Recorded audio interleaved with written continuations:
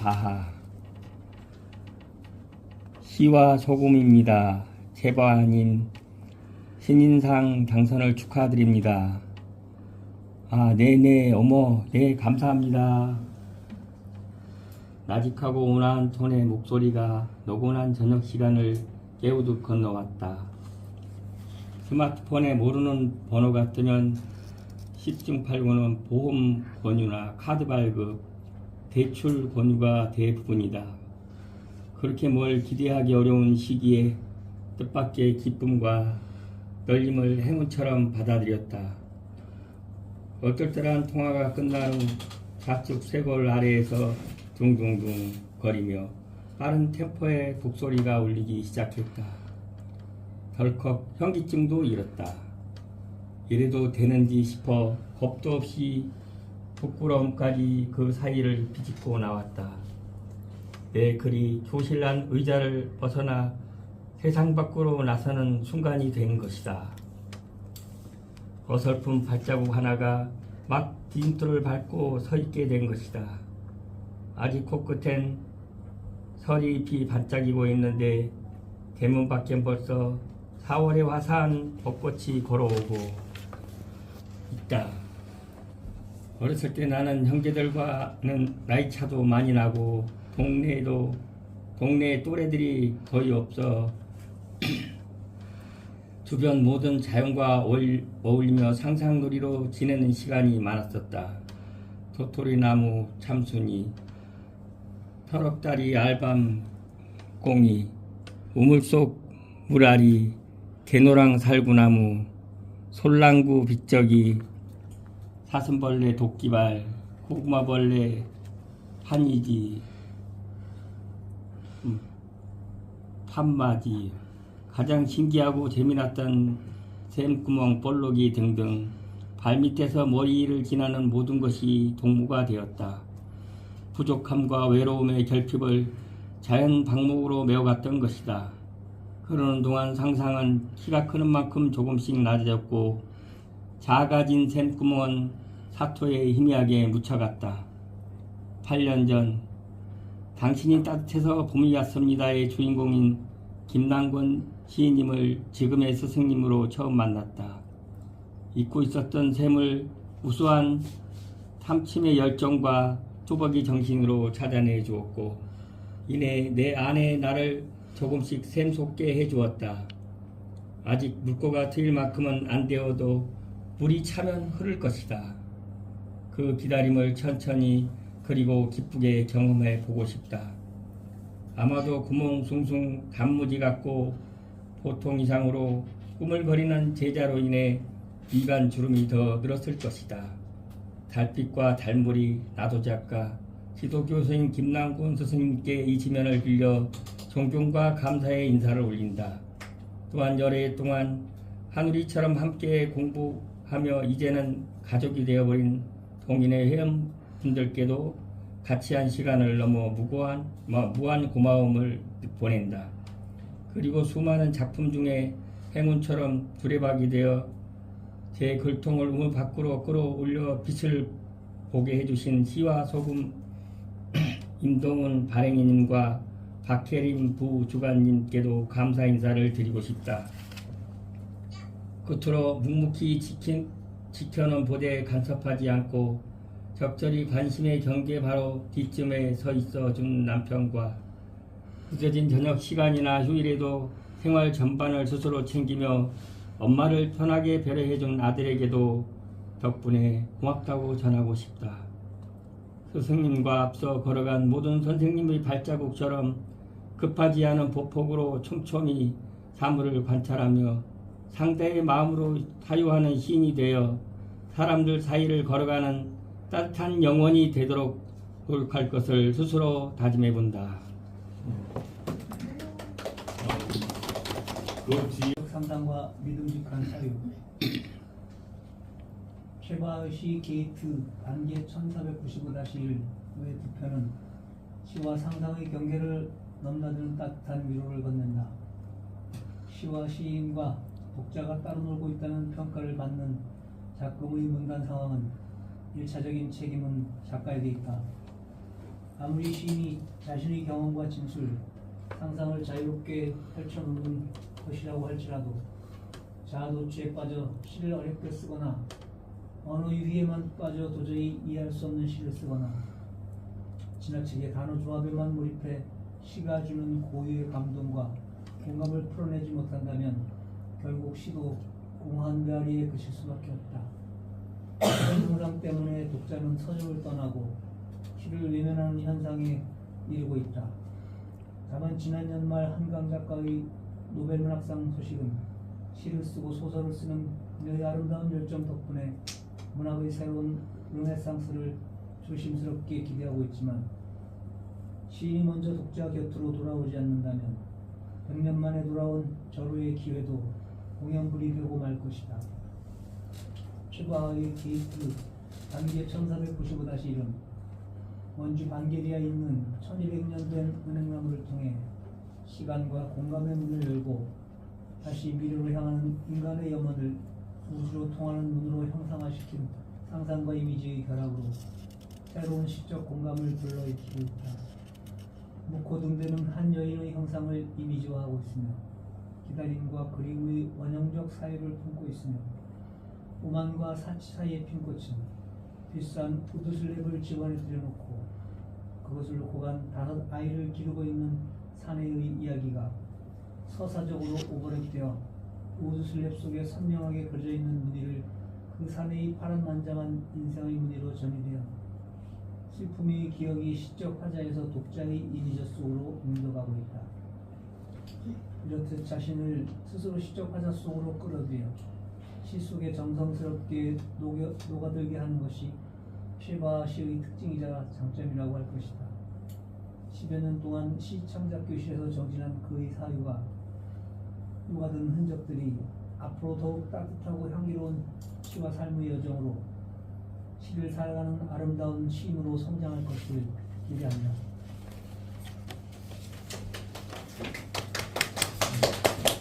게이트 반개 83쪽 1495-1 이건 비밀이다. 내가 사는 마을 한 구석에 살이 있다. 현관을 나서면 숲속이 아닌 금속으로 날아 마하 25의 속도로 1년에 단 한 번 열리는 문이 있다. 흠이 생기는 순간 빛은 들어오다. 눈으로 본 모든 것은 이미 공상이 되었다. 대지가 아닌 무중력 속에 떠있는 달은 황금빛 노을에 잡혀 푸른 감각을 떠났고 매훈인 도스처럼 오래된 가지의 사이를 유영하다. 뜨거운 욕망으로 용궁을 허우적거리다. 낙화한다. 1000년 후의 지상엔 높이 32m의 히스나이가 다지러 천년을 기약하며 황금빛 인연을 열 사람의 품 안을 가두고 있다. 어망과 사치 사이의 핑퐁 거실 한가운데 집값보다 비싼 북미산 월드 우주 슬랩이 들어왔다. 벽 하나를 차지한 테이블은 누워있어도 그 위세가 어만스럽다. 손바닥 지문으로 빗질 하듯 공간 밖으로 나온 그를 가만히 들여다본다. 시각적 수치로는 얽혀지지 않은 나이테가 블랙홀에 빨려 들어갈 듯 둥근 속수로 박혀있다. 신화 속으로 사라져가는 영웅들의 이야기처럼 신기하고 비밀스럽다. 시간이 나이테는 무엇을 기억하고 있을까? 언제부터 비집고 틀어져 나선형의 비싼 무늬를 그려놓고 있었을까? 동절의 기억을 해방시키는 질문을 끝없이 던진다. 육중한 문을 열고 한 남자가 나타났다. 자식 하나쯤은 새끼손가락으로도 능히 키울 수 있다고 하던 5 아이의 아버지다. 자신이 무덤을 찾아 떠난 생소가 생활이 터전이 되어 치열하게 춤추는 걷는 가사다. 감당하기 버거운 짐을 지고 살아간 지 25년. 이제 또다시 남은 생을 버티기 위해 10년 터를 찾아 떠날 시대를 한다. 그 해집었던 시간 속에서 처진 등짝으로 키운 5 아이는 각자 또 다른 나이트를 만들기 위해 자신들의 씨앗을 품고 있다. 뿌리 깊게 버텨왔던 거목은 이제 한 번 더 두꺼운 나이테로 천년을 버티기 위해 환생 중이다. 그 인생 한 조각이 걸어와 거실 한복판에 누워있다. 다시 운명의 샘은 솟아나고 많은 가지엔 세입히 돌아라. 그 푸른 실성을 소화로 새기며 새끼손가락으로 눈을 감고 있다. 묵호 등대에 올랐다. 어부의 아내가 새가 되어 사라질 때까지 나무불을 던지며 지아비를 부르던 망향궁에 섰다. 비바람이 거세지는 동안 불꽃은 젖은 숯이 되고 무명치마는 그만 무태 풀썩 주저앉았다. 모든 걸 내어놓으나 그 하나를 주지 않는 망각의 바다를 내려다본다. 붉은 업장이 푸른 껍질로 배어나오고 재가 된 기다림은 등대 불빛으로 쌓이고 있다. 거기 꺼지지 않는 눈물 쏟으며 한 줄기 빛이 된 여인이 있다. 아득한 수평선 너머로 어부의 바다를 불러 모으는 여인이 하얗게 눈물을 쏟으며 촛대처럼 서 있다. 너무 부끄러워서 맨 처음에 8년 전에 저희가 달빛문학기 1집을 냈을 때 지금은 아들 앞에 한 건, 남편 앞에 한 건, 내 쪽이야 이렇게만 말하고 아무 말 없는 거야. 이틀이 지나도록. 그래서 아들이 이제 간식 먹으러 나왔다 얘기를 했어요. 어때? 일기장 같아. 너무 진실했구나. 일기장 같아요. 엄마 이라는 거야. 그래서 그걸 보고 아주 멀었구나. 그 생각을 하고 계속 원주에서 영어를 쭉 다녔죠. 3년 동안 다니고 또 원주에서 이제 사람들이 생겨서 지금까지 오게 됐는데 그런 것 같아요. 그 회원들 중에는 치유가 정말 돼서 정말 힘들어서 부부관계 끝나기 직전에 와서 치유돼서 진짜 살고 있는 부부가 오래된 분이 있는 것처럼 아시는 분처럼 글을 쓴다는 게 잘 쓰고 못 쓰는 것보다 정말 몰랐던 나를 비추어서 이렇게 묘사가 된 것 같아요.